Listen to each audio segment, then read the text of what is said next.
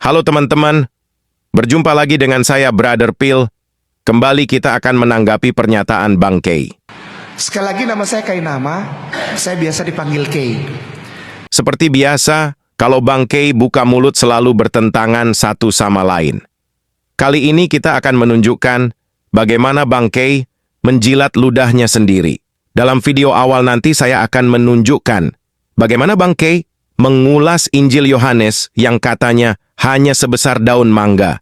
Dan katanya, Injil Yohanes yang kita punya sekarang ini berkembang dari seukuran kecil itu sampai setebal yang kita pakai sekarang. Dia mempertanyakan, apakah Injil Yohanes itu firman Tuhan atau tulisan manusia? Sebelum kita tanggapi, kita akan saksikan cuplikan videonya berikut.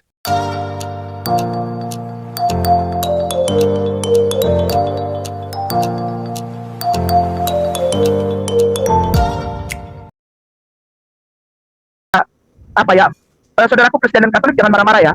Ini kitabmu. Tapi Kainama dan Ayah Sofia tidak menghujat, tidak menghina, tidak menistakan ya. Kita ingin lihat. Boleh dong kita lihat. Itu kitab sucimu yang setebal gini tuh, yang gede itu. Tebal itu dari mana? Orang asalnya cuma segini. Lalu tahun 200 tahun kemudian hampir lengkap. Lengkapnya kapan? Dan siapa yang melengkapi? Sekali lagi. Lengkapnya kapan dan siapa yang melengkapi itu ya setuju ya. Berarti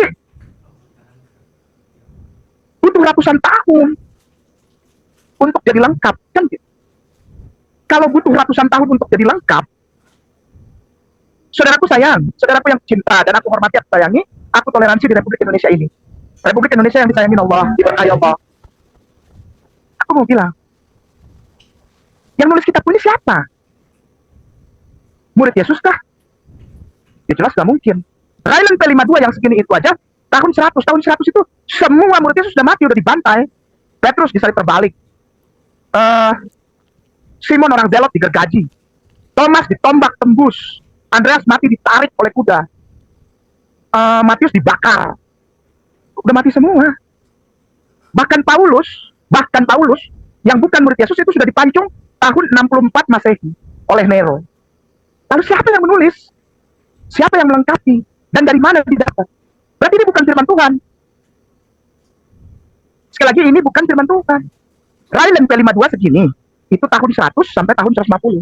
Lalu P66, Papyrus Gregory Island, itu belum lengkap, tapi tahun 200. 200 tahun kemudian. Yang melengkapi siapa?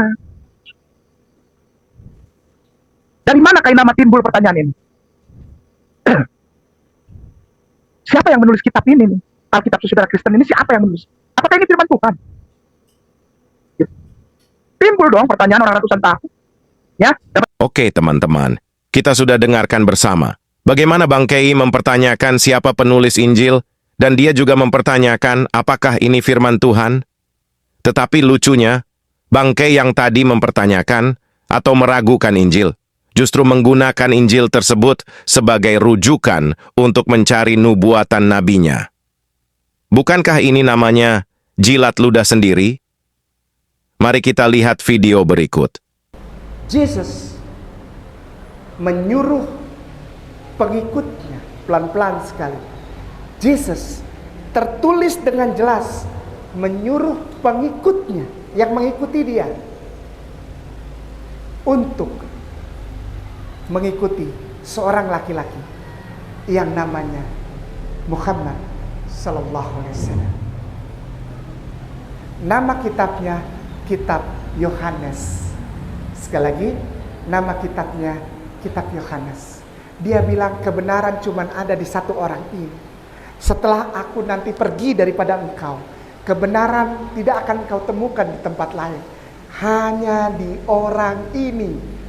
Verua heemet altit halon hefemenahma etmak Ahmad Muhammadin bikhota hastabiallah.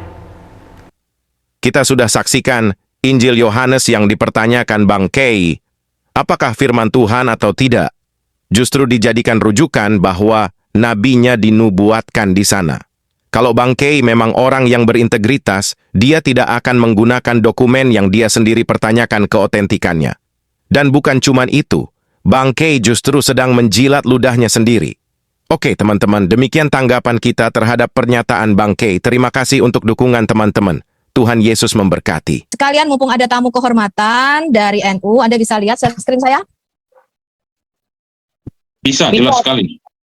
Baik, nama saya Sofia Azara Al-Hayat Indonesia, dan ini merupakan surat terbuka saya ya kepada Kementerian Agama Republik Indonesia dan NU Pusat. Ya, dan saya mewakili teman-teman Kristen yang mungkin ya, gereja-gereja dan pendeta-pendeta besar dan juga PGI tidak dapat bersuara kali ini. Ya. Saya akan mengumumkan satu pendapat saya mumpung ada wakil NU di sini.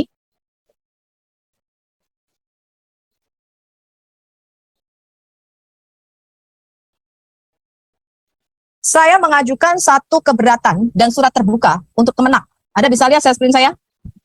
Bisa, jelas sekali. Ini adalah Quran Kemenak. Ya, Anda lihat quran.kemenak.go.id. Kita lihat betapa Kemenak ini mengambil penafsiran. Ini yang saya bacakan adalah surah 7 ayat 157. Melakukan penafsiran agama orang lain, termasuk mengambil ayat-ayat daripada Alkitab kami. Ini Anda bisa lihat ini.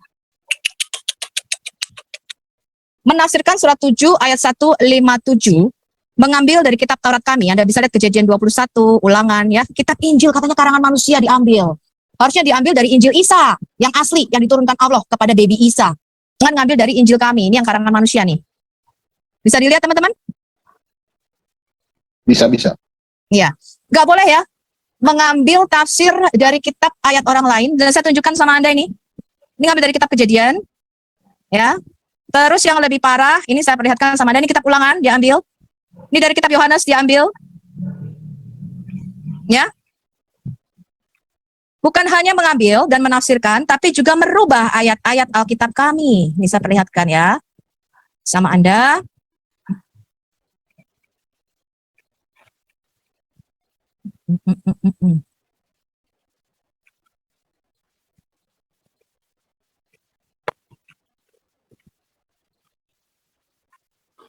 Ini surat 5 ayat 72. Markus diambil juga. Ini kan karangan manusia nih Injilnya. Jangan dong. Ya, jangan diambil dari kitab Matius, Markus, jangan dong. Ini kan Injil karangan manusia. Ya, saya harap Kemenak ya, dari Lukas, Yohanes, wah lengkap loh ini. Matius diambil, Markus, Lukas, Yohanes, teman-teman. Ini Quran 5 ayat 72. Sekarang kita lihat Quran 4, surah 4 ayat 157. Bahkan membuat cerita Yudas Iskariot diserupakan dengan Isa Al-Masih katanya. Jadi ini menafsirkan dan mengambil, dan yang paling parah saya perlihatkan ya, harusnya ada ini sebentar ya. Anda mengganti kata, ini sama seperti yang dilakukan Yonatan Nandar, mengganti kata parakletos menjadi periklitos. Saya perlihatkan sama Anda ya. Mana ya, kemarin saya sudah catat. Nah ini teman-teman, Anda lihat ini, saya perbesar loh ini. Ya, saya rasa Zoom sudah penuh ya, yang lain nggak bisa masuk lagi. Anda lihat ini. Jadi ini sudah pemfitnahan dan memalsukan ayat Alkitab kami. Di dalam manuskrip Alkitab tidak ada kata periklitos, apalagi diartikan dengan Ahmad. Nggak boleh ya lakukan ini. Saya sudah Saya mengabarkan kemana-mana, dipukul, diapain. Paling tidak Allah kasih tahu cintanya kepada saya ketika saya pegang tangan orang di dalam gerejanya dan saya syahadatkan dia di dalam gerejanya. Alhamdulillah, Allah masih percaya sama orang hitam ini. Allah masih sayang sama orang hitam. Sehingga si hitam ini masih bisa berkeliling dan mengabarkan kasih Allah, lalu menuntun mereka untuk mengucapkan 2 kalimat yang suci itu.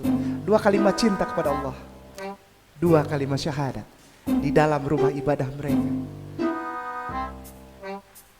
Paling tidak 1 tahun, alhamdulillah Allah percayakan 100 orang yang saya syahadatkan. Dan 80 orang itu saya syahadatkan di dalam rumah ibadah mereka.